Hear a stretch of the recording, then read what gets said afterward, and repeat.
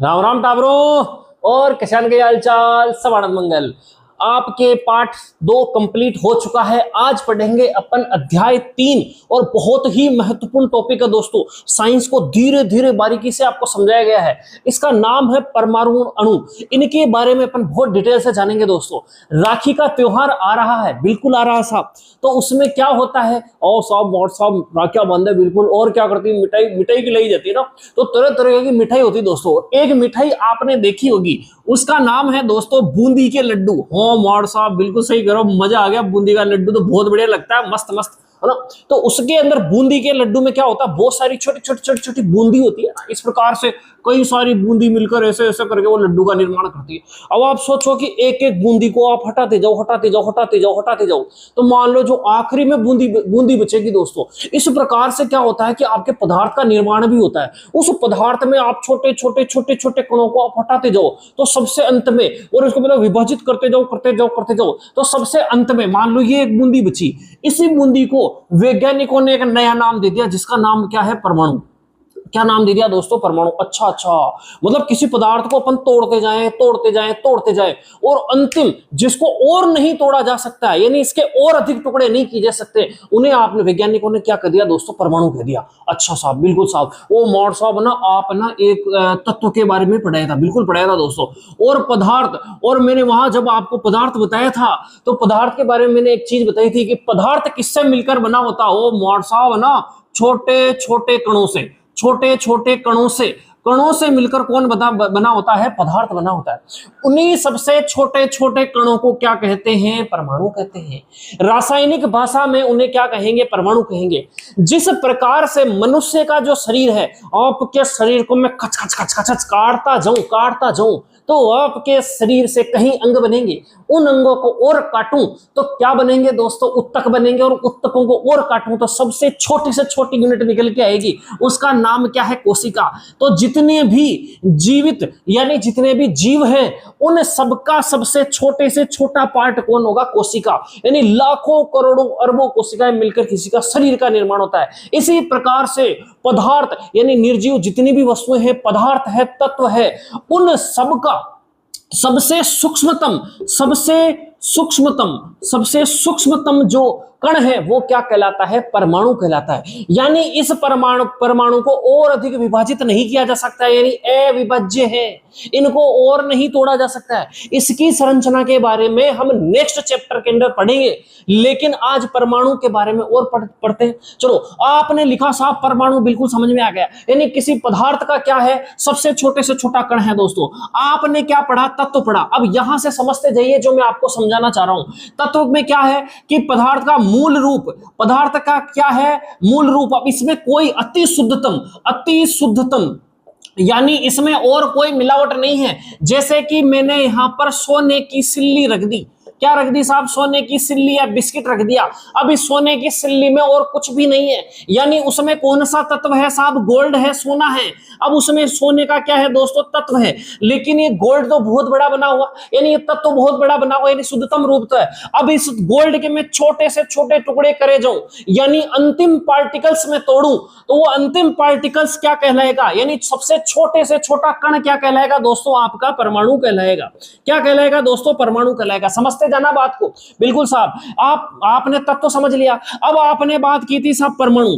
अब जो परमाणु है, क्या मुझे बताओ कि इस एक बूंदी के लड्डू को आप कहीं रख सकते हो क्या? ओ मार साहब, ऐसे कैसे होगा, इसको कोई लड्डू कहेंगे क्या? एक कण को कोई लड्डू कह सकता है क्या? नहीं कह सकते दोस्तों। तो एक छोटे से छोटे कण से पदार्थ नहीं, ऐसे कई सारे छोटे से छोटे कण मिलेंगे तो वो क्या बनेगा दोस्तों, पदार्थ बनेगा। इसी प्रकार से अगर मैं कहूं कि सोने का एक छोटा सा परमाणु, क्या आप कहीं माइन से खोद के निकाल सकते हो क्या? नहीं साहब, वो तो बहुत सारे निकलेंगे साहब। यानी वो जो प्रकृति में पाया जाता, परमाणु कभी भी प्रकृति में स्वतंत्र अवस्था में नहीं पाया जाएगा, स्वतंत्र अवस्था में नहीं पाया जाएगा। यदि मैं गोल्ड की बात करूं तो गोल्ड के अभी बढ़ेंगे दोस्तों, किसका क्या प्रतीक होता है, जैसे गोल्ड का प्रतीक Au होता है। ऑक्सीजन को अपन रासायनिक भाषा में परिभाषा में ओ से बताते हैं, लेकिन क्या ये जो ऑक्सीजन है क्या केवल ओ रूप में आपको मिलेगी? नहीं मिलेगी। यानी ये हमेशा प्रकृति में किस रूप में मिलेगी साहब? O2 रूप में मिलेगी। यानी इस ऑक्सीजन, ये तो ऑक्सीजन का क्या है? परमाणु है, लेकिन जो ये मैंने लिखा है O2, ये क्या है साहब? अणु है। क्या है? अणु। यानी अणु की क्या परिभाषा लिखेंगे यहां पर कि एक परमाणु भी हो सकता है, एक से अधिक, यानी एक ही तत्व के, भाई सेम तत्व, एक ही तत्व के एक परमाणु या अधिक परमाणु मिलकर जिसका निर्माण करते हैं वो क्या कहलाता है? अणु कहलाता है। और अणु हमेशा प्रकृति में स्वतंत्र अवस्था में पाया जा सकता है, स्वतंत्र अवस्था में पाया जा सकता है। यानी सोना जब मिलेगा तो किस रूप में मिलेगा? आपको अणु रूप में मिलेगा। आई बात समझ में? अपन पढ़ेंगे रासायनिक अभिक्रियाएं कि मान लो कॉपर ने जिंक से अभिक्रिया की या कॉपर ने किससे अभिक्रिया की, तो क्या वो परमाणु अवस्था में अपन करवाएंगे या अणु अवस्था में? तो जब स्वतंत्र अवस्था की बात की जाएगी दोस्तों, तो जब अपन लाएंगे, भाई ये लाया कॉपर, लाया ये छम से कॉपर को पटका, है ना कॉपर, ये लो साहब जिंक को पटका, जब आप उसको पटक रहे थे यानी मिला रहे थे, तो कौन सी अवस्था थी? वो अणु अवस्था थी, क्योंकि प्रकृति में स्वतंत्र अवस्था में मिलेगा तो वो कौन मिलेगा साहब? अणु मिलेगा। यानी उसमें कई सारे परमाणु हो सकते हैं, एक हो सकता है, दो हो सकते हैं, तीन हो सकते हैं। आगे बात समझ में? इसी प्रकार से देखो नाइट्रोजन को अपन कैसे बताते हैं? N2, है ना। यानी नाइट्रोजन में इसमें कितने अणु, कितने परमाणु है? दो परमाणु। और अणु कितना है? ये एक अणु। बात समझ में आ गई? लेकिन यहां कॉपर देखो, कॉपर केवल AU अवस्था, यानी एक परमाणु से ही अणु। भाई संख्या यहां ज्यादा है, प्रतीक से आपको केवल एक बताया जा रहा है। बात समझ में आई आपके? यानी परमाणु, एक से अधिक परमाणु, एक हो सकता है, एक से अधिक परमाणु दो हो सकते हैं, तीन हो सकते हैं, तो उन्हें क्या कहेंगे अपन? अणु कहेंगे। जैसे सल्फर को प्रतीक होता है दोस्तों S, तो S आपको किस अवस्था में मिलेगा? आपको प्रकृति में S8 अवस्था में। तो ये सल्फर का अणु है। समझ में आ गई? कई बार परमाणु और अणु सेम हो सकता है। यहां पर मैंने आपको, यहां पर ये देखो चांदी का प्रतीक, ये सोने का प्रतीक, दोनों आप कहेंगे ये अणु है या परमाणु? तो मैं कहूंगा ये परमाणु भी है और ये अणु भी है, क्योंकि परमाणु तो ये है ही सही, एक चीज को आप परमाणु कर देंगे। और लेकिन प्रकृति में स्वतंत्र अवस्था में इसी रूप में पाया जाता, हमारे पाया जाता, तो इसे आप क्या कर देंगे? अणु कह देंगे। आई बात समझ में? चलो साहब, अणु थोड़े स्थायी हैं, और आप जब रासायनिक क्रिया करेंगे तो उनमें भाग कौन लेंगे साहब? परमाणु। यानी कहने का मतलब, अगर मैं किसी भी चीज से, जैसे मान लो हाइड्रोजन का ये क्या हो गया? अणु हो गया, क्योंकि दो संख्या में दो है और प्रकृति में इसी रूप में पाया जाता है। और ऑक्सीजन से क्रिया करा दी, है ना। अब यहां से यदि मान लो उदाहरण के तौर पर यहां जल का निर्माण होता है, यानी H2O का निर्माण होता है दोस्तों, तो यहां आप देखिए, यहां क्रिया कौन कर रहा है? यहां हाइड्रोजन सबसे पहले दो भागों में टूटेगा, यानी इनके परमाणु में टूटेगा। ऑक्सीजन भी क्या होगी? इनके परमाणु में टूटेगी। फिर ये आपस में क्रिया करेंगे। यानी रासायनिक अभिक्रिया में जब क्रिया होगी तो भाग कौन लेगा? परमाणु लेगा। बात समझ में आएगी? आज थोड़ा सा कम पढ़ेंगे, लेकिन अपन इसकी जड़ों तक जाएंगे ताकि आप परमाणु और अणु में हमेशा के लिए अंतर समझ सको। कोई पूछ ले तत्व क्या है, अणु क्या है, परमाणु क्या है, यौगिक क्या है, तो आप उसको सब कुछ आंसर दे पाओ, मेरा ये मकसद है। बात ये समझ में आ गई बात? अणु और परमाणु में मैंने यहां पर अंतर बताया। ठीक है दोस्तों, एक बार दो तीन परिभाषा में लिखा देता हूं। देखो दोस्तों, मैंने आप परिभाषा लिख दी, किसी पदार्थ का वह मूल रूप क्या कहलाता? तत्व कहलाता। इतना आप जानते हो, और उसे सरलीकृत नहीं किया जा सकता। जैसे सोना, चांदी, लोहा, इनके अंदर जो होता है वो तत्व होता है। ठीक है, अब परमाणु की बात करें, तत्व का वह सूक्ष्मतम कण जो उसके सभी गुणों को क्या करे? प्रदर्शित करे, यानी वो क्या कहलाता? परमाणु कहलाता। जिस प्रकार से आपका शरीर है, जैसे आपका शरीर पाचन करता है, श्वसन क्रिया करता है, ऊर्जा का निर्माण करता है, तो आपकी सबसे छोटी से छोटी इकाई जिसे आप कोशिका कहते हैं, वो भी सभी काम करते हैं जो आपका पूरा शरीर करता है। ओके, समझ में आ गई? इसी प्रकार से जो पदार्थ के पूरे गुण होंगे वो एक परमाणु के अंदर भी पाए जाएंगे। और दूसरी परिभाषा मैंने लिखी, किसी तत्व का वह छोटे से छोटा कण जो रासायनिक अभिक्रिया में भाग लेता है क्या कहलाता? परमाणु कहलाता है, लेकिन ये प्रकृति में स्वतंत्र अवस्था में नहीं पाया जाएगा। ठीक है, अणु क्या होंगे साहब?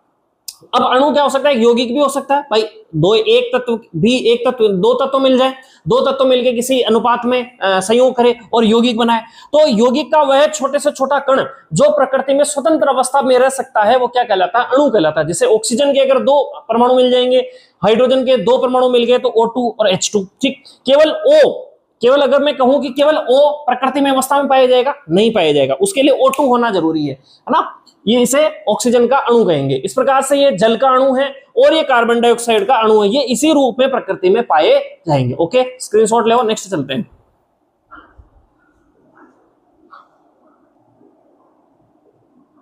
हाँ दोस्तों, अब क्या है कि अपन ने जैसे बात की कि भाई आपने कुछ परमाणु लिए, जैसे कार्बन का परमाणु लिया और ऑक्सीजन का परमाणु लिया और इनसे मिलकर आपने एक यौगिक बनाया CO2। यानी CO2 को आप एक प्रकार से क्या कहेंगे, अणु कहेंगे, क्योंकि प्रकृति में स्वतंत्र अवस्था में इसी रूप में मिलता है। जब आपको इसमें से ऑक्सीजन चाहिए तो यहां से ऑक्सीजन निकाल लो, कार्बन निकाल लो, ठीक, यानी ऑक्सीजन का परमाणु और कार्बन का परमाणु निकाल लो, ठीक साहब। यानी कुल मिला के अब यहां पर प्रकृति में कार्बन और ऑक्सीजन ने क्रिया की होगी, तभी CO2 का निर्माण हुआ, बिल्कुल सही है। हाइड्रोजन और ऑक्सीजन ने क्रिया होगी, तभी जल का निर्माण हुआ, ठीक साहब। अब यानी जब तत्व आपस में क्रिया करेंगे, परमाणु आपस में क्रिया करेंगे तो किसी यौगिक या अणु का निर्माण करते हैं, ठीक है साहब। यानी इनके कोई ना कोई तो नियम होते होंगे। भाई आप स्कूल में जाते हो तो स्कूल में नियम होते हैं, आप देश चला रहे हो तो देश में एक नियमों का ग्रंथ है, जैसे आप संविधान कहते हो। तो इसी प्रकार से प्रकृति के अंदर भी जब परमाणु मिलकर यौगिक या अणु का निर्माण करते हैं तो उसके भी कुछ नियम होते हैं। तो विभिन्न प्रकार के प्रयोगों से आपके लेवासिए महोदय, लेवासिए देखो नाम कहीं पर इसका अलग अलग मिल सकता है ना, लेवासिए और प्राउस्ट, है ना, प्राउस्ट, ये प्रोनाउंसिएशन होता है लगभग इसका सेम, हो सकता है किसी किताब में अलग हो, कुछ अलग हो, जैसे हिंदी का इंग्लिश ट्रांसलेशन, इंग्लिश का हिंदी करे तो वो थोड़ा सा डिफरेंस आ जाता है। तो दो वैज्ञानिकों ने इनके ऊपर बहुत सारे प्रयोग किए और प्रयोग करने के बाद में एक यूनिवर्सल इन्होंने नियम बनाए दोस्तों। उस नियम में पहला नियम क्या है आपका, द्रव्यमान संरक्षण का नियम, और सेकंड वन इज स्थिर अनुपात का नियम। तो पहली बात करते हैं साहब, द्रव्यमान संरक्षण का नियम क्या है। आप उदाहरण केवल मैं यहां पर जल का लेता हूं साहब, इस जल के उदाहरण से आप समझाते हैं, बिल्कुल साहब। अब इसमें क्या है, हाइड्रोजन, 2 हाइड्रोजन है, बिल्कुल है साहब, और 1 ऑक्सीजन का, यानी हाइड्रोजन का परमाणु अणु है और ऑक्सीजन का एक परमाणु है, तो केवल केवल यहां पर अणु के रूप में रहता होगा, बिल्कुल साहब। अब यहां बात करते हैं कि द्रव्यमान संरक्षण का नियम, यदि मान लो मैं कहूं, देखो इनका भार कितना होता है, आप इतना द्रव्यमान अगर बात करें, इनका भार बात करें तो हाइड्रोजन, देखो याद रखना, आप बात करेंगे आगे वाले पार्ट में कि किसी का द्रव्यमान कैसे निकालना है। जैसे बता दूं उसके अंदर कि ये आपका क्या होता है दोस्तों, परमाणु होता है, बिल्कुल परमाणु होता है। इस परमाणु के मध्य के अंदर होता है, उसको कहते हैं दोस्तों आप नाभिक। हाँ साहब, इस नाभिक में क्या होता है, प्रोटॉन होता है और न्यूट्रॉन होता है, बिल्कुल साहब, प्रोटॉन और न्यूट्रॉन होता है, ठीक साहब। अब इसके अंदर प्रोटॉन और न्यूट्रॉन होता है, कितने प्रोटॉन और कितने न्यूट्रॉन, इन दोनों को मिलाकर क्या बनाया जाता है, इसका द्रव्यमान बनाया जाता है। क्या बनाया जाता है, द्रव्यमान। समझ में आ गया द्रव्यमान क्या चीज है साहब, बिल्कुल साहब। अब यानी हाइड्रोजन में क्या है साहब, एक प्रोटॉन और न्यूट्रॉन इसके अंदर नहीं होता है, तो साहब बिल्कुल सही। अब यहां पर जो प्रोटॉन है दोस्तों, अब इसका क्या भार कितना होगा, 1 ही होगा हाइड्रोजन। अब यहां पर 2 हाइड्रोजन हो गए, तो यानी अपन बात करें कि 2 ग्राम यदि मान लो मैं हाइड्रोजन ले लूं, क्या ले लूं साहब, हाइड्रोजन। और यहां ऑक्सीजन का भार हमेशा कितना होता है साहब, 16 होता है। यानी मैं 16 ग्राम क्या ले लूं, ऑक्सीजन ले लूं, कितना ले लूं, ऑक्सीजन ले लूं। यानी ऑक्सीजन में 8 तो प्रोटॉन होंगे और 8 ही न्यूट्रॉन होंगे, दोनों मिला के इनका भार हो जाता है 16। तो यहां पर 2 ग्राम हाइड्रोजन लिया, 2 ग्राम मैंने क्या, 16 ग्राम क्या लिया मैंने, ऑक्सीजन लिया।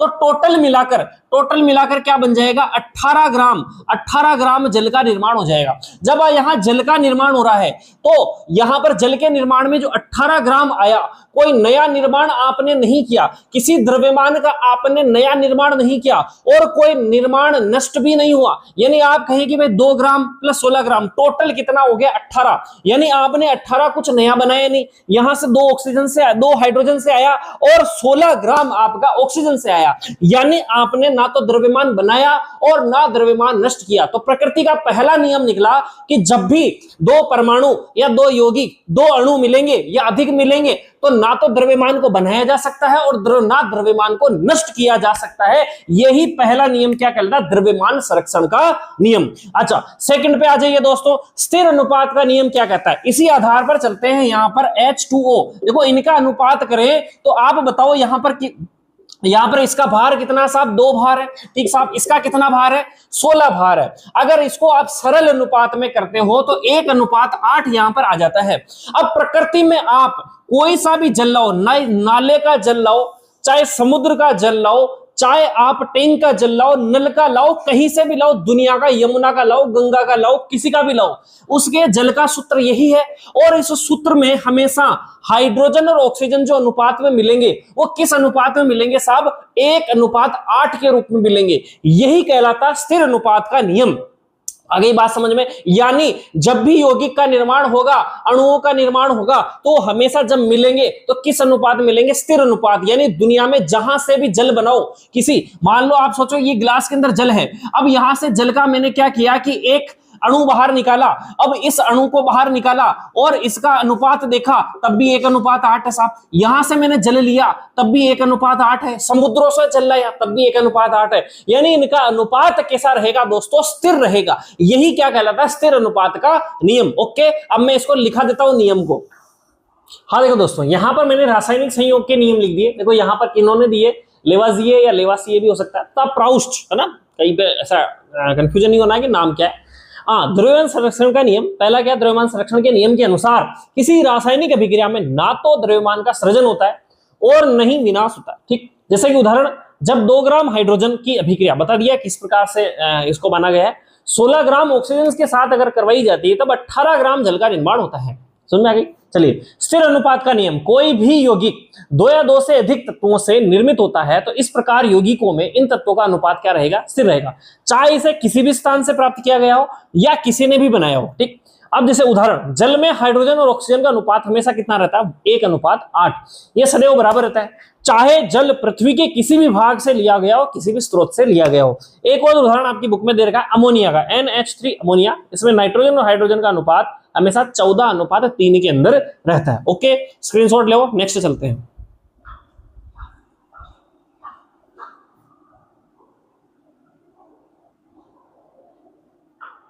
हाँ देखो दोस्तों, आपका जो पाठ यानी आपकी जो बुक है वो कहां से शुरू हुई थी दोस्तों? कि आप पदार्थ की संरचनाओं के बारे में पढ़ने लगे। आपने जाना कि पदार्थ क्या है? छोटे छोटे कणों से मिलकर बना हुआ है। उन कणों का नाम आप शुरू में नहीं जानते थे, फिर आपने समझा कि बिल्कुल शुद्धतम चीज को आप तत्व कहेंगे, और तत्व और जो शुद्ध चीज को आपने तत्व का, और तत्व का आपने धातु, धातु, इसके विभिन्न प्रकार में आपने पढ़ा है। फिर इसके बाद में ये जो तत्व मिलते हैं निश्चित अनुपात में यदि मिलेंगे उन्हें आप यौगिक कहेंगे, और यदि मान लो अनिश्चित अनुपात में मिल गए तो आप उसको क्या कहा? मिश्रण कहा। कुल मिला के तत्व कहो, यौगिक कहो या मिश्रण कहो, इनके बारे में आपने जाना। ये सबसे, ये क्या होता है? छोटे छोटे कणों से मिलकर बने होते हैं। उन्हीं छोटे छोटे कणों को क्या डाल्टन महोदय ने क्या कहा दोस्तों? परमाणु कहा है। क्या कहा है? परमाणु कहा है। परमाणु से आप अणु के बारे में जाने। अब ये जो है कि परमाणु के अंदर की विशेषताएं क्या होती है, देखो इसमें नाइट्रोजन, इलेक्ट्रॉन, प्रोटॉन और न्यूट्रॉन के बारे में अभी जानकारी नहीं है अपने को। जिस प्रकार से अपन पाठ पढ़ रहे हैं उस प्रकार से परमाणुओं के बारे में, इसकी बाहरी संरचना या परमाणु के बारे में अगर बात करेंगे, इसके क्या क्या गुण होते हैं, वो जो अवधारणाएं दी है वही क्या कहलाता है? डाल्टन का परमाणु सिद्धांत। जॉन डाल्टन एक वैज्ञानिक है दोस्तों, जिन्होंने पहली बार परमाणु की अवधारणा यहां पर दी है। उनकी कुछ अवधारणाएं, कुछ उन्होंने बताया कि इस प्रकार से क्या होता है परमाणु का। देखो आगे नहीं जाना, अपन बिल्कुल सतत तरीके से एक एक चीज के पढ़ रहे हैं कि बिल्कुल विज्ञान किस प्रकार से बढ़ती है। देखो पहले आपके बारे में बताने के एक आप पदार्थ जो आप बाहरी तरफ देख रहे हो, जैसे कि ये पेन है, मैं हूं, कोई भी चीज जिसको आपने सबने क्या कहा कि जिसमें कोई भार हो, कोई आयतन हो, वो क्या कहलाता है? आपका पदार्थ कहलाता है। वहां से आपने डेफिनेशन शुरू की, उसके अंदर खोजा कि छोटे छोटे कणों से मिलकर बना हुआ है। तब आप परमाणु के बारे में नहीं जानते थे, फिर आप तत्व पे गए, यौगिक पे गए, मिश्रण पे गए। आज आप इस पर पहुंचे हैं स्टेज पर कि आप उन छोटे छोटे कणों को आपने क्या कहा? परमाणु का है। तो जॉन डाल्टन के परमाणु सिद्धांत के अनुसार सभी द्रव्य का मतलब यहां पर मेटर है दोस्तों, पदार्थ ही है, द्रव नहीं है। द्रव अलग चीज है, ये द्रव्य है। द्रव्य में सब आ जाते हैं। तत्व यौगिक मिश्रण हो, सूक्ष्म कणों से मिलकर बने होते हैं, जिन्हें परमाणु कहते हैं। किसने कहा? डाल्टन ने। अब इनकी कुछ अवधारणाएं देखो, सभी जो द्रव होते हैं वो किससे मिलकर बने होते हैं? परमाणुओं से बने होते हैं। ये बहुत सूक्ष्म कण है, इसके बारे में बात कर ली। जैसे आप चौक लीजिए दोस्तों, चौक को आप बिल्कुल टुकड़े में तोड़ते जाइए, अंतिम बारीक कण जिसको और आप विभाजित नहीं कर सकते, वही क्या है? परमाणु। वैसे कई सारे लाखों करोड़ों सूक्ष्म कण चौक के बने होंगे और बड़ा चौक बना होगा दोस्तों जो आपको दिखाई दे रहा है। तो वो जो सबसे छोटे से छोटा कण है जिसको आप और विभाजित नहीं कहा, उसको आपने क्या कह दिया? परमाणु। यानी क्या है? अविभाज्य है। वो छोटे से छोटा सूक्ष्मतम कण ही क्या कहलाता है? परमाणु। उसको और विभाजित नहीं कर सकते, यानी वो क्या है? अविभाज्य, उसको और विभाजित नहीं किया जा सकता। हालांकि इसको और फर्दर विभाजित करेंगे, क्योंकि अभी तक आप इतना ही जानते हैं कि परमाणु को और विभाजित नहीं किया जा सकता। आगे वाले पार्ट में आएगा कि उसको आपने प्रोटॉन, न्यूट्रॉन और इलेक्ट्रॉन और भी जाके कई सारे कणों में आपने क्या कर दिया? विभाजित कर दिया। लेकिन जहां तक साइंस पहुंची, अपन धीरे धीरे साइंस की ओर बढ़ रहे हैं दोस्तों। इसके अलावा आपने क्या है कि मान लो एक सोने का तत्व लिया, हाँ साहब बिल्कुल लिया, एक चांदी का लिया, एल्यूमिनियम लिया, लोहे लिए, कई सारे तत्व लिए। अब ये सब किससे मिलकर बने हुए? परमाणुओं से मिलकर बने हुए। अगर मैं सोने की बात करूं कि सोने के अंदर भी आपने कहा लाखों परमाणु हैं, क्या सोने के सभी परमाणु, उस सोने के अंदर उपस्थित सभी परमाणु के गुणधर्म और उनका द्रव्यमान, जो भार होगा, उनका द्रव्यमान होगा, क्या वो समान होगा? जी हां, एक ही तत्व के सभी परमाणुओं के भार, द्रव्यमान और रासायनिक गुणधर्म कैसे होते हैं? समान होते हैं। आगे बात समझ में। नेक्स्ट, इसी प्रकार से आपने कई सारे तत्व लिए हैं, सोना, चांदी, एल्यूमिनियम। अब इनकी बात करें कि एक एल्यूमिनियम ले लिया और एक सोना ले लिया। अब सोने के परमाणु को मैंने एक परमाणु लिया, इधर से एल्यूमिनियम का एक परमाणु ले लिया। अब क्या इन दोनों का द्रव्यमान और रासायनिक गुणधर्म समान होगा क्या? जी नहीं, बिल्कुल नहीं। यानी अलग अलग तत्वों के, अलग अलग तत्वों में परमाणु जो होते हैं उनके गुणधर्म भी क्या होंगे? अलग अलग होंगे। उनके द्रव्यमान भी क्या होंगे?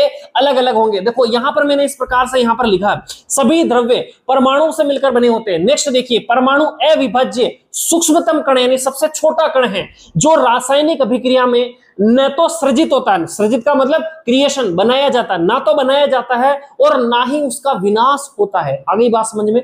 ठीक है। दिए गए तत्व के सभी परमाणुओं का द्रव्यमान, रासायनिक गुणधर्म क्या होते हैं? समान होते हैं। इसकी जगह मैं इसको लिख दूं कि समान तत्व,